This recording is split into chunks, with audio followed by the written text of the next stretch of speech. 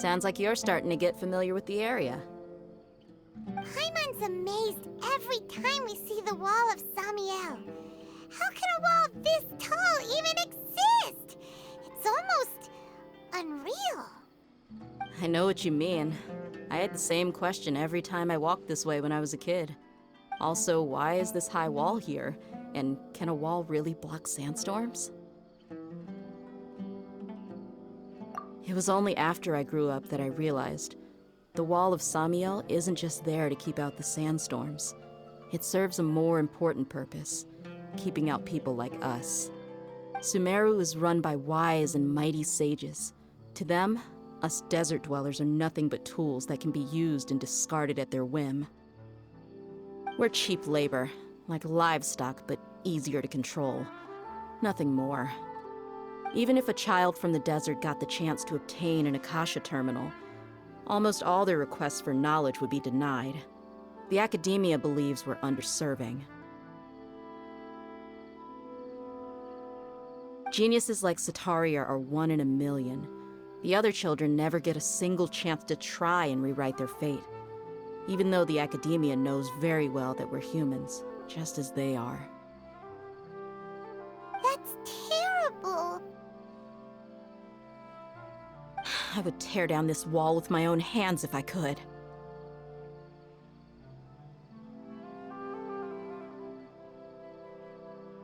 Hey, Dia.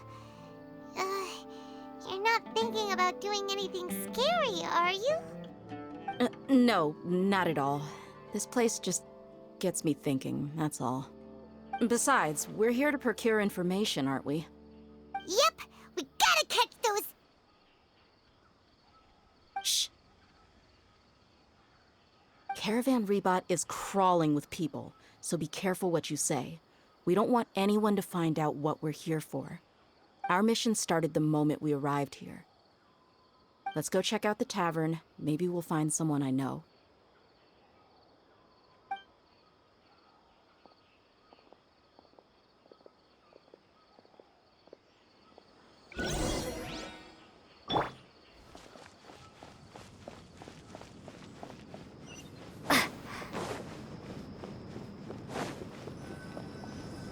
Just our luck. None of them are here today. You mean, you don't see anyone you know? Dia, is that you? What a coincidence. You here for a drink too? Zaki.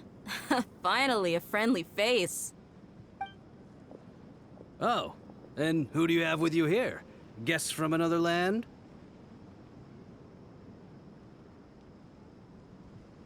Hello, hello.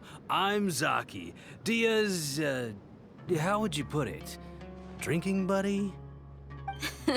We've had drinks together a few times. You could say we go back a ways. Anyway, as far as my friends here, they aren't too shabby, are they? You rarely see any Outlanders so friendly and respectful nowadays. Absolutely. Much better than those people on the other side of the wall. So, Dia, are you looking for someone? Yeah. Have you seen Engur, Delavar, or Jabari recently? Of course I have. Matter of fact, we were all here drinking together just a few days ago.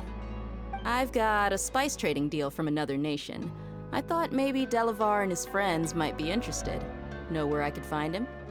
Ah, how thoughtful of you. Then I assume you also know that Delavar's been having a hard time making ends meet these days, so you came here to help him out? Hey, keep it down. Let's just say I prefer to keep this deal a secret. Y'all at Caravan Rebot are like family. If there's more to be made, why not do it together? Besides, Delavar and his friends have muscle. They'd be a good fit for escorting the goods. Yes, how considerate of you. Delavar's my friend too, so of course I can take you to him. Come with me.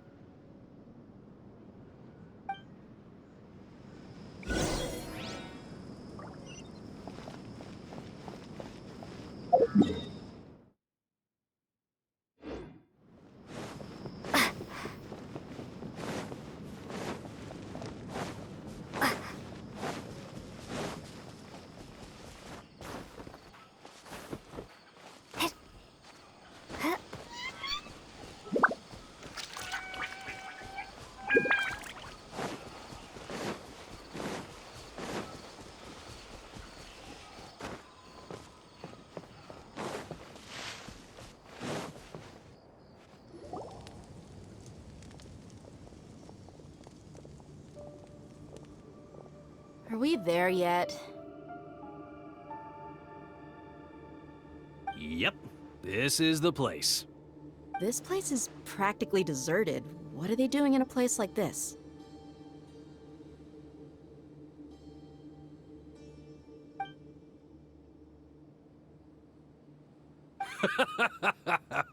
Why don't you take a guess?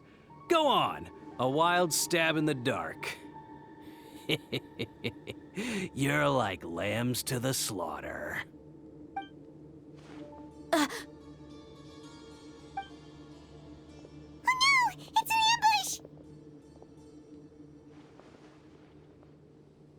ambush! What's this all about, Zaki? Come on, Dia. You really think we didn't hear about what you said back in Aru village?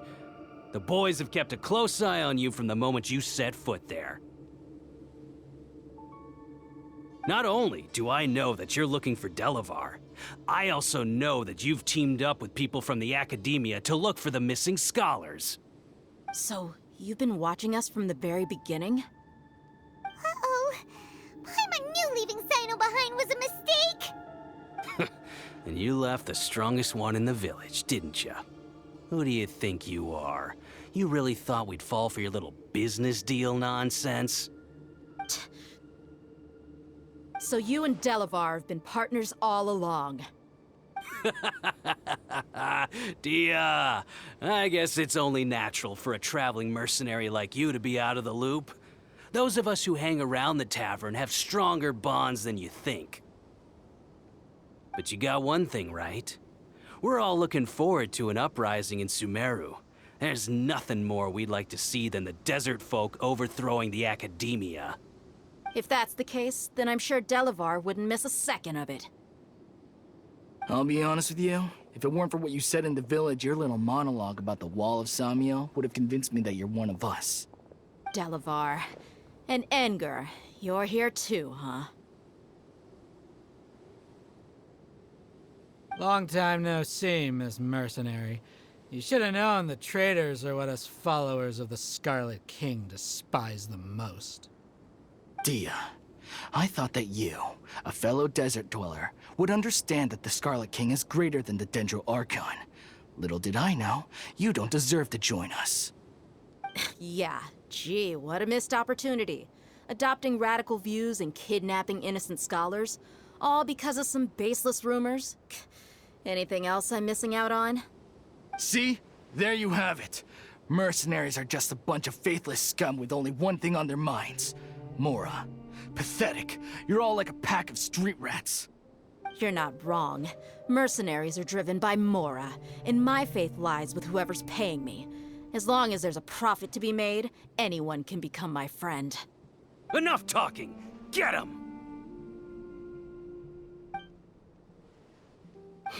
Just as I expected. Let's teach him a lesson, traveler.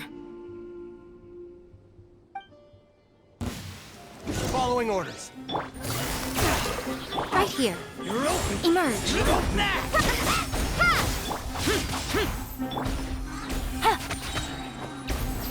Game's up. Fun's over. Right now. Impossible! How could you? So, what do you think about your meticulous network now, Zaki? How did you say it? It's only natural for a traveling mercenary like me to be out of the loop. I'm guessing your informant told you that I'm just an incompetent merc with no real fighting skills, correct? I mean, that is what I said after all. And of course, you would believe everything he reported. The only thing you know about me is that I'm a mercenary, but you've never seen me in action. Even though you heard we went to handle monsters together, you believed that Candace was the only one doing all the real fighting. That so-called Flame Mane is just a fraud. She admitted it herself.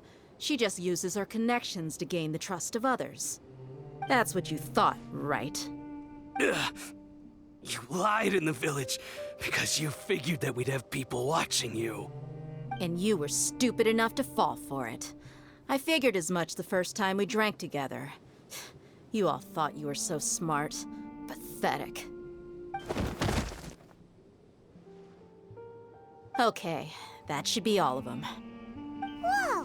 So you've been planning this since we were in Aru Village? No task can be done without preparation. I just happened to notice a couple suspicious-looking people while you were out investigating. Oh, but instead of catching them right away, you let them report back. Those two who were snooping around were just a couple small fries. If we want to get the real catch, we have to be patient and give it some time. Oh, you mean the funny name she mentioned back in Uncle Ampu's house? The wide-eyed butcher, scar-riddled bandit,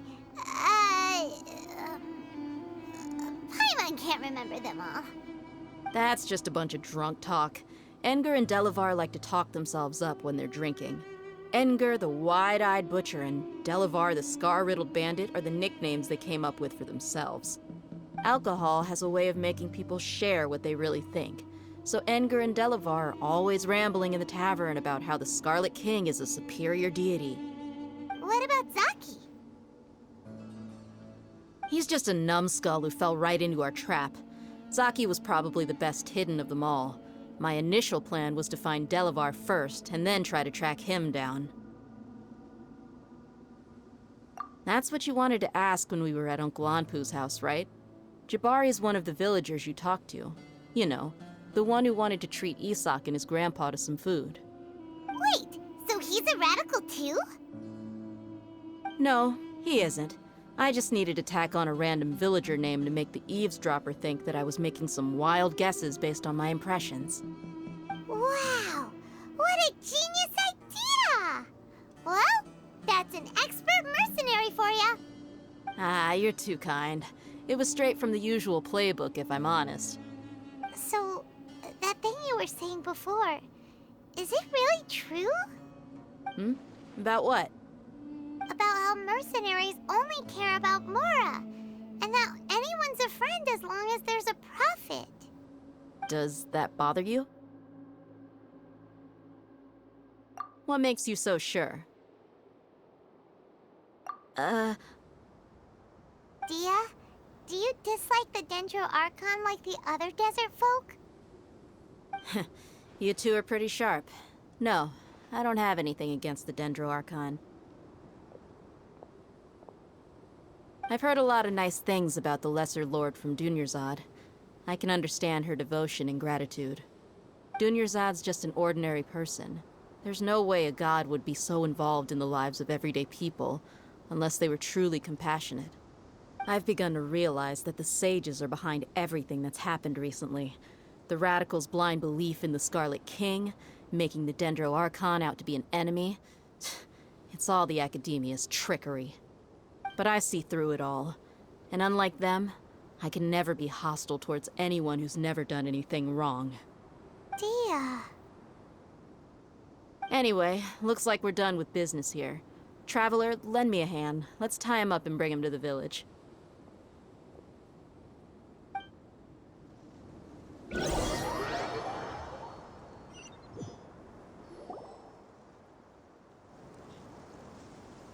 This should be all of them. I'll let you take it from here. All right. I'll be in touch. Until then, please stand by. Candace, do you need any help? Candace will be okay on her own. I trust her, so you can too. She's been guarding Aru Village for quite some time now. If anyone is qualified to question the offenders, it's her. While I'm questioning them, why don't you pass some time by exploring the area? I'll meet you back here tomorrow morning, Traveler. As for these idiots, let's just hope they live to see another day.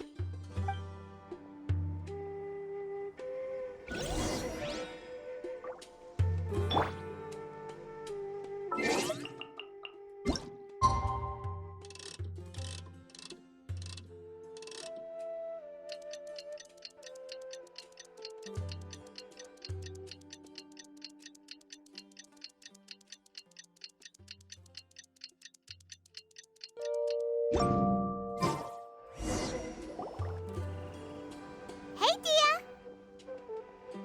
Right on time. We'll know any moment now. Paimon's been wondering. You seem to know Candace pretty well. Have you been friends for a long time? We've known each other for some time now. She's a pretty interesting person. Even though she's an extremely strong warrior, she never misuses her powers against others. Oh, Paimon knows what you mean. Like a lot of martial artists say, never take the fight outside the ring. Yep, I guess you can put it that way. It takes strong convictions to be as dedicated as she is, and shoulder that kind of responsibility. Us mercs, on the other hand, we pretty much live from one day to the next. Well, Paimon thinks you're great too. Really? Thanks for that.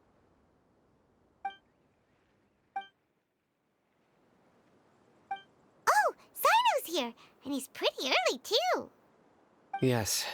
I was here yesterday to help out a little. To help out? By doing what? Sharing some interrogation techniques. Oh, you mean you taught Candace some more persuasive methods? Right. Come on in, everyone. Come on, let's go inside.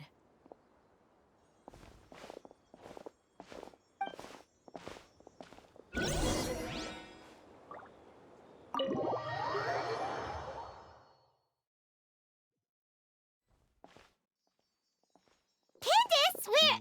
Whoa, you look furious. Do I? Huh. What gave it away? Oh, there's no mask that can hide true bloodlust. Cover up your eyes, and it'll still show itself at the corners of your mouth.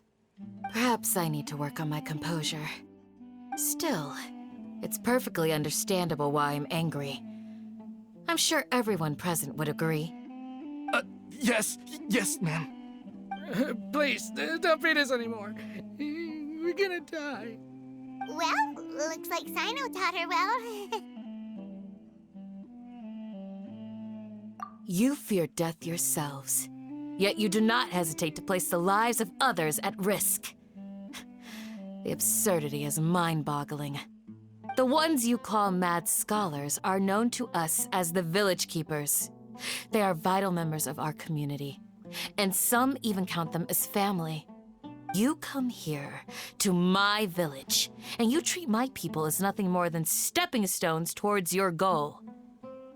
Tell me, what would you do to you in my position? Mercy! Please have mercy! You've made your bed. We may both be desert dwellers, but there is one thing that I understand better than you. The resurrection of the Scarlet King will only result in war.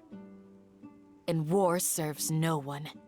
The people of Aru Village care little about which god is in power.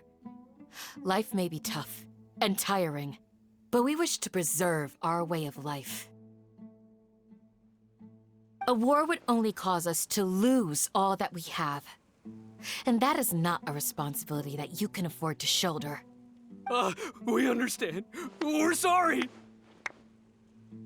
I'll tell you everything I know, please. Just let us go.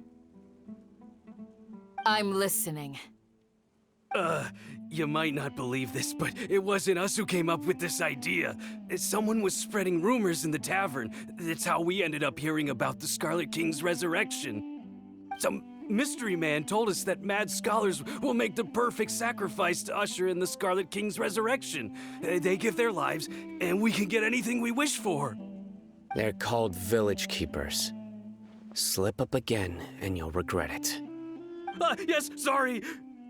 It was all that mystery man's doing. He told us to spread word about the Scarlet King's resurrection and talked us into helping him. In return, he said he'll help facilitate the resurrection process. I'm not sure. That's one. Huh?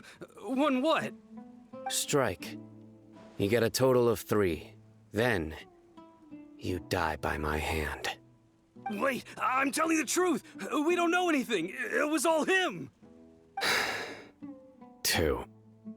He got us to lure them out of their houses in the night with some kind of incense. We take them to a junction outside the village. Then the mystery guy takes them from there. You gotta believe me, please. I'm telling the truth, I swear. Just ask them if you don't believe me. That was indeed the truth. Traveler, go on.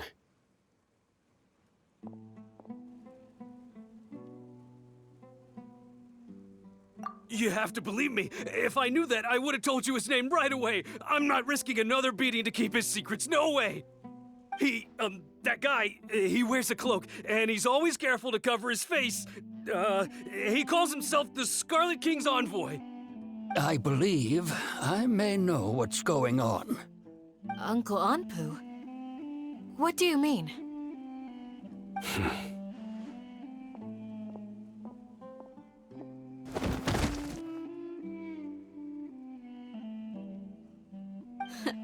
Smooth.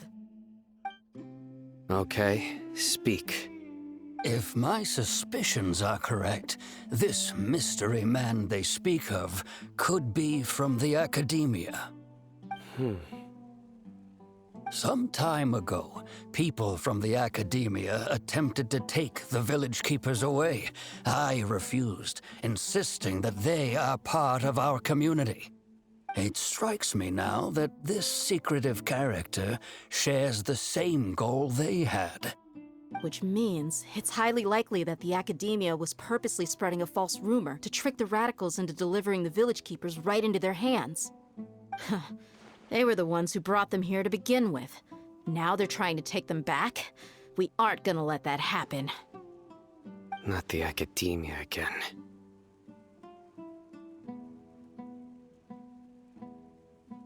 Just as I thought.